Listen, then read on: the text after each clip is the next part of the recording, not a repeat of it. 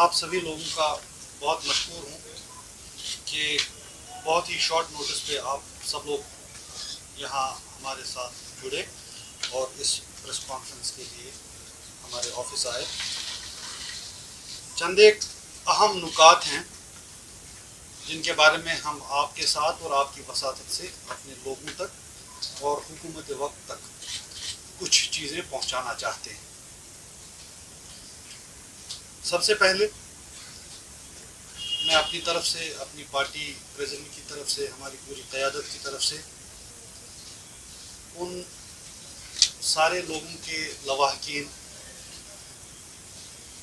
جن کی بڑی انفارچونیٹ انسیڈنٹس میں پچھلے چند دنوں میں اموات ہوئی ہیں، ان کے ساتھ اظہار تعزیت کرتا ہوں اور اظہار یکجہتی بھی کرتا ہوں. چاہے وہ سری نگر کے واقعات ہوں، چاہے وہ سنبل کا واقعہ ہو، یا چاہے وہ کل شام جو واقعہ اننت ناگ میں پیش آیا وہ. اگر آپ پچھلے چند دنوں میں ہونے والے انسیڈنٹس کو دیکھیں تو ایک بات بالکل صاف ہے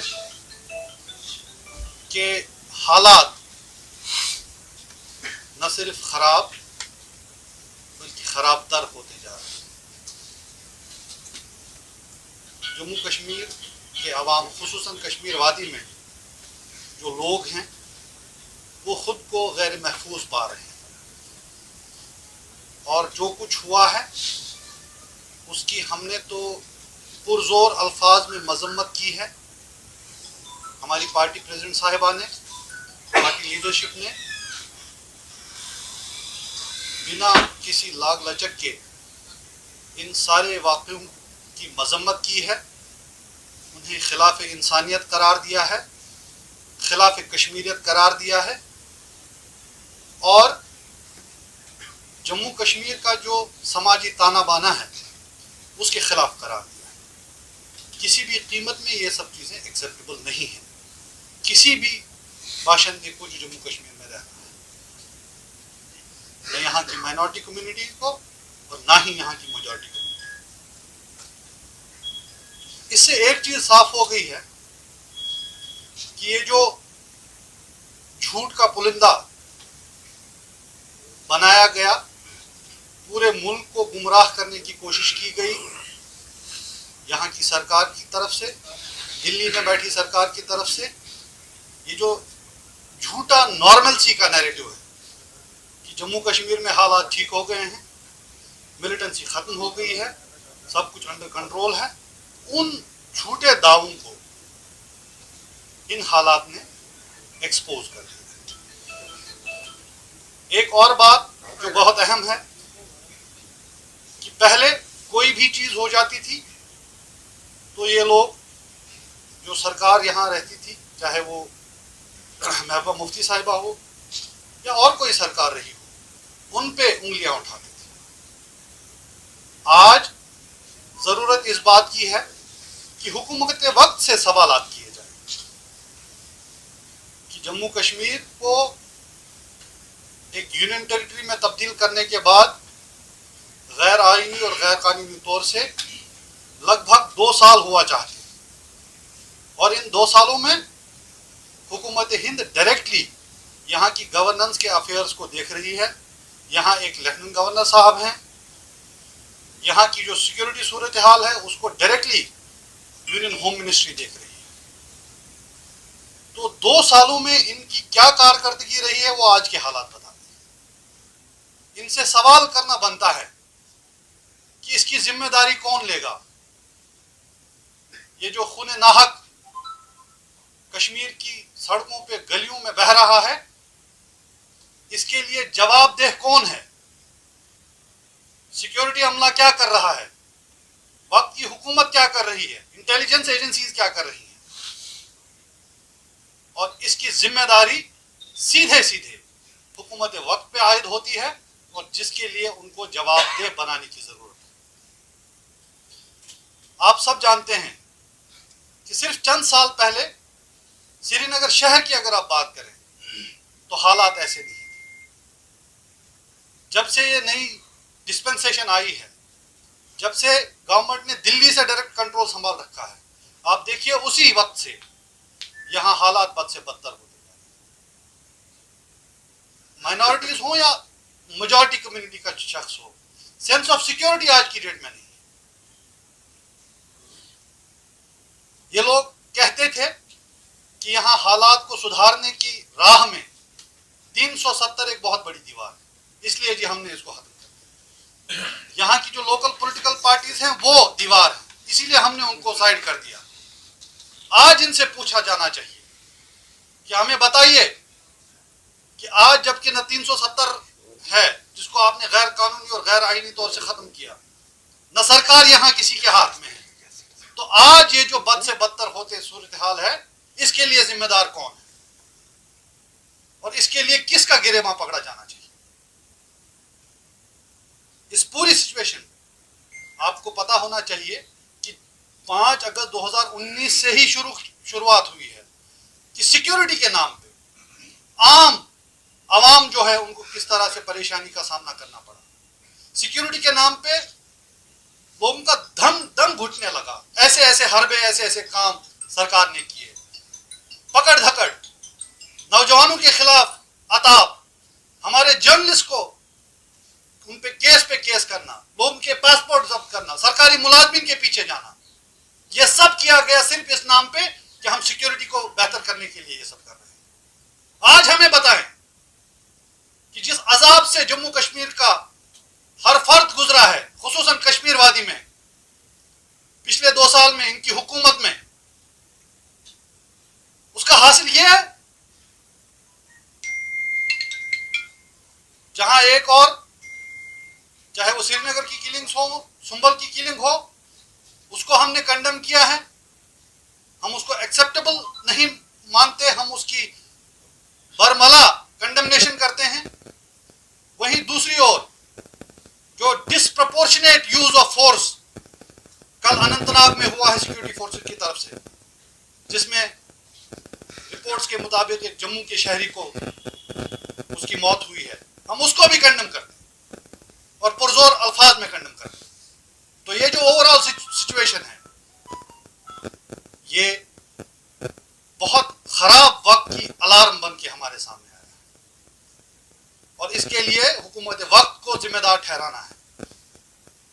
اور اس لیے ہم آج اس پلیٹ فارم سے اس حکومت اور اس میں بیٹھے اشخاص کی ناکامیوں کے لیے، یہاں کے عوام کو تحفظ نہ دے پانے کے لیے، یہاں کے حالات روز بروز بگڑنے کے لیے، یہاں کے عوام کے خلاف کام کرنے کے لیے پیپلز ڈیموکریٹک پارٹی یہ ڈیمانڈ کرتی ہے کہ یہاں کے جو لیفٹنٹ گورنر ہیں منوج سنہا، انہیں کوئی مورل اتھارٹی، مورل حق نہیں بنتا کہ وہ کنٹینیو کریں، اور ہم یہ ڈیمانڈ کرتے ہیں کہ وہ استعفیٰ دے دیں، کیونکہ ان کو جو کام کرنا تھا، چاہے سیکیورٹی کے لحاظ سے، چاہے ڈیولپمنٹ کے لحاظ سے، اور خصوصاً یہاں کے عوام کو تحفظ دینے کے لیے، اس میں وہ ناکام رہے ہیں.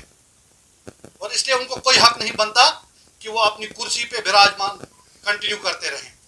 ہم ڈیمانڈ کرتے ہیں کہ آن مورل گراؤنڈز منوج سنہا اپنی پوزیشن چھوڑ دے. ایک تاثر یہ پیدا کیا جا رہا ہے جہاں یہ بالکل عیاں بات ہے کہ جو کچھ یہاں ہو رہا ہے وہ حکومت وقت کی ناکامی ہے، لیکن اس کو بھی یہاں کے لوگوں پر مڑھا جا رہا ہے. ایسا ایک تاثر پیدا کیا جا رہا ہے کہ جیسے اس کے لیے حکومت کی ناکامی ریزن نہیں ہے، بلکہ یہاں کا عام عوام اس کے لیے رسپانسبل ہے. ہم اس نیریٹو کو کنڈیم کرتے ہیں. یہ جو گورنمنٹ ہے یہ ہر محاذ پہ ناکام رہی ہے. آپ ان کی انسینسٹیوٹی کا عالم دیکھیے کہ جہاں ایک اور اگر مائنورٹی کے لوگوں کو یہاں پہ کل تشدد کا نشانہ بنایا گیا، ان کی ناحق موت ہم نے دیکھی، تو ہمیں بتائیے کہ بی جے پی کے جو لیڈرز ہیں، بہت شرم کی بات ہے کہ یونین منسٹرز یہاں کشمیر میں تھے، ابھی بھی ہیں شاید، وہ کہاں تھے تب جب کشمیر جل رہا تھا؟ देखी गई एक सीनियर यूनियन मिनिस्टर बड़गाम में घोड़े की सवारी कर रहा था। एक अहम बात जो मैं आपके साथ शेयर करना चाहता हूं, कल कश्मीरी पंडित संघर्ष समिति जो है, जो एक फ्रंटल ऑर्गेनाइजेशन है उन कश्मीरी पंडितों की जो नॉन माइग्रेंट्स हैं, उनके जो प्रेसिडेंट हैं, उन्होंने बयान दिया कि हमने बहसेत एक ऑर्गेनाइजेशन लेफ्टिनेंट गवर्नर से मिलना चाहा, हमने उनसे एक अपॉइंटमेंट मांगी और ये सिलसिला जून के महीने में शुरू हुआ है। कितनी शर्म की बात है, अक्टूबर है, जून से अभी तक एलजी साहब के पास टाइम नहीं है उन कश्मीरी पंडितों से मिलने के लिए। इनके जो मिनिस्टर्स हैं वो घुड़सवारी में बिजी हैं, जबकि यहां खून बह रहा है।